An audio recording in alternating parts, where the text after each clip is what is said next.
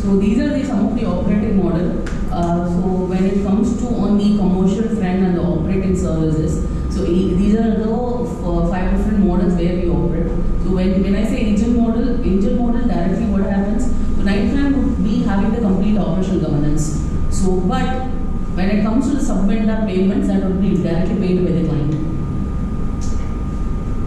So only the service governance, my service governance team only will be billed to the client. For example, right to the property management manager or shift engineer or duty managers, those categories would be directly. That side would be under the operational governance of Nightfront. But on the payroll front, it would be directly, the billing and the payment part would be directly with the service partners, the sub-vendors. So when I say cost plus model, it is everything under the roof of Nightfront. But when it comes to AMC, yes, we do that also. But certain cases, what happens, it will be just a coordination front. So already whenever we take a new project, it will be under the DLP period, and then anything to keep a tracker, monitor, when that has to be go for renewal. All such cases we will be under having the coordination with the client. And principal cost model, it is we say like everything here under Nightfront, but again this cost plus model will be under, it's more like a customized solution. So whatever it is required, it is like customizable. So fixed cost model, it is like any contract given to us, the client says like next 2 years this is the fixed cost. I give you for example 10 lakh rupee, you manage the site. They will not be bothered about like how many manpower I deploy and in each category like how many people are going to be there. So nothing of that sort. The cost alone, it is fixed. So based on that budget, we do a back work and we take care of the site. And again there is a customized model where like the client would require only the service governance team alone to be there under our rules. And certain cases it would be exclusively for some services where only the requirement only would be for transportation or only for facility management. Such cases, it is customizable. So in the first model, when you say sub-vendors, select those sub-vendors, do we have the option to select them?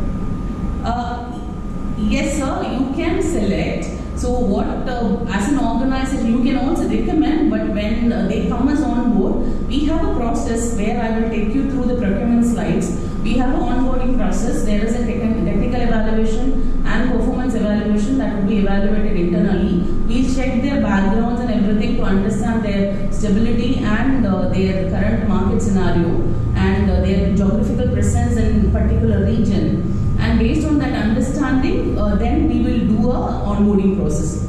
They have to sign a agreement with us, an NDA, and then they will be onboarded accordingly. And do you also help, say, for example, you know that many of the associations don't make the GST, and that was the vendors always recommend the GST is a cost. So instead of onboarding as a vendor, sub-vendor, if suppose we decide to hire directly on our association payroll, will you be able to help that process as well under the first model? So if I am going to bill you, if any payment rises out of Nightfront, it will be with 100% compliance without any deviation, GST is applicable. But anything if you want to handle it directly and the limitation, there are certain limitations of anything what happens. So during such cases, we cannot take any liability.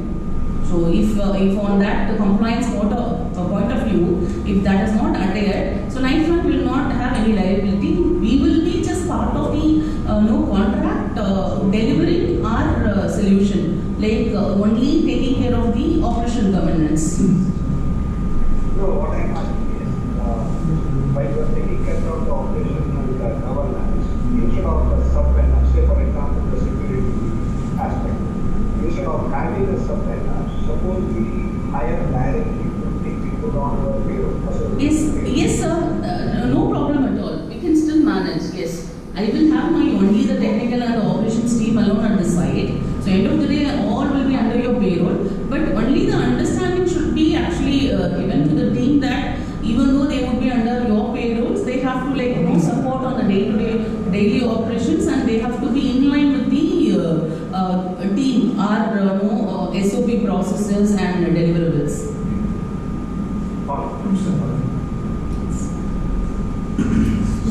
So when we say that, these are the services that, that are in your scope, right?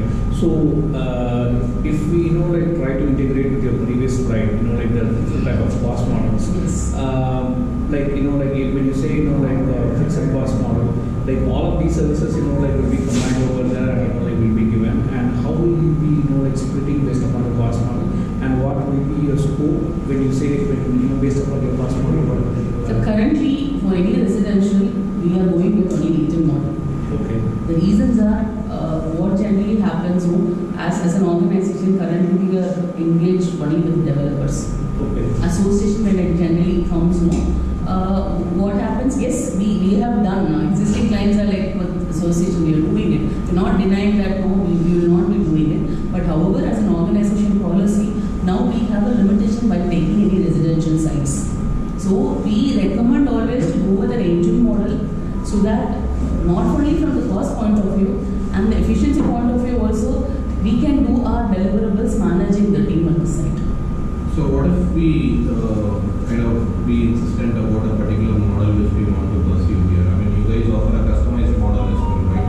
Yes. So let's say if we really like your proposal and out of the models listed here, we want to handpick any of the models and go with that approach. So will you guys work on that as well, or how is it? Yes, we are working, not denying, we are doing for rest of the operating sectors. And when it comes to residential, yes, this is few years back, even we were not actually, taking any residential new sites. Whatever we are managing existing, that was going. Still it is going on. But now the management has taken the decision, anything better to go on an agent model, rising on major concerns. Whenever there's a residential project, the cost is huge comparatively to managing any IT companies or any complete tech parks also. There, in terms of that, financial liability is little limited. When it comes to residential, too many people, you need a lot of resources, right? So when in terms of payments or anything, it is like a huge thing for us. Mainly for complaints. Compliance, yes, especially here the residential project, they will ask 12-hour shift for each category, like housekeeping and security. So mainly they will ask us to do the 12-hour shift, but we cannot do 12-hour shifts. We will stick as an organization, we are Just as a from your point of view, which of this model will be economical from the residential? resident point of view, yes, agent model, that is our recommendation. Why I would say, if I'm for example, opening to say like agent model, you would be paying them directly. So they're negotiating on each and every vendor. You can choose multiple vendors. For housekeeping, you may give it to one person, or security. It can be diverse and based on that, as she said, with the compliance point of view, there are certain people who do 12 hours.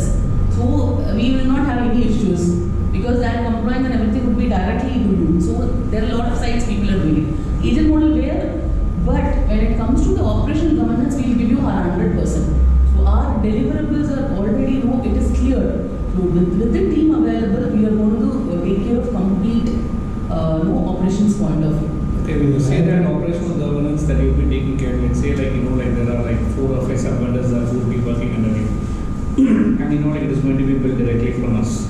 Okay, you will be operationally governing them. Yes. So in that case,